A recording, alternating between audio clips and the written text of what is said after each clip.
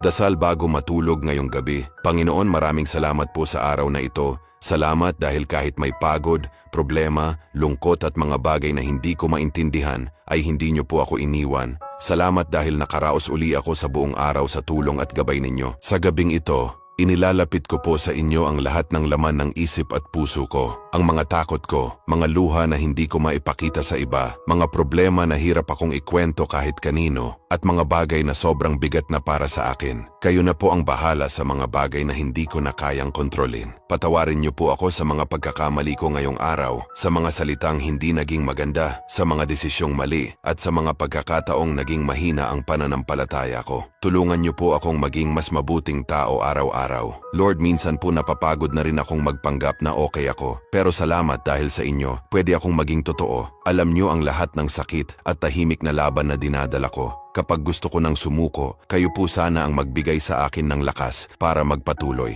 Habang ako po ay matutulog, yakapin niyo po ako ng inyong pagmamahal at kapayapaan. Alisin niyo po ang lahat ng takot, overthinking at lungkot sa isip ko. Bigyan niyo po ako ng mahimbing at payapang pahinga. Ingatan niyo rin po ang pamilya ko, mga kaibigan at mga mahal ko sa buhay. Bantayan niyo po kami ngayong gabi laban sa anumang kapahamakan at karamdaman. Punuan niyo po ng pag-asa ang aming mga puso para sa panibagong araw na darating. At bukas paggising ko, tulungan niyo po akong lumaban muli sa buhay ng may pananampalataya, lakas at ngiti sa puso. Lord, minsan po naiinggit ako sa ibang tao dahil parang mas maayos ang buhay nila. Minsan napapatanong ako kung kailan naman darating ang mga bagay na matagal ko nang ipinagdarasal. Pero ngayong gabi, gusto kong matutong maghintay ng may tiwala sa inyo. Turuan niyo po akong maging matatag habang hinihintay ko ang tamang panahon na inilaan ninyo para sa akin. Kapag dumadating po ang mga gabing pakiramdam ko wala akong kwenta, ipaalala niyo po sa akin na mahalaga ako at may purpose ang buhay ko. Kapag pinanghihinaan ako ng loob, yakapin niyo po ang puso ko at bigyan ako ng pag-asang magpatuloy. Tulungan niyo po akong huwag mawala ng pananampalataya kahit maraming pagsubok ang dumarating. Panginoon, salamat po sa mga taong nananatili sa tabi ko kahit hindi ako perpekto. Salamat sa pamilya, mga kaibigan at sa mga taong nagbibigay sa akin ng lakas kahit hindi nila alam na sobrang laki na pala ng naitutulong nila sa akin. Pagpalain niyo po silang lahat at ilayo sa anumang kapahamakan.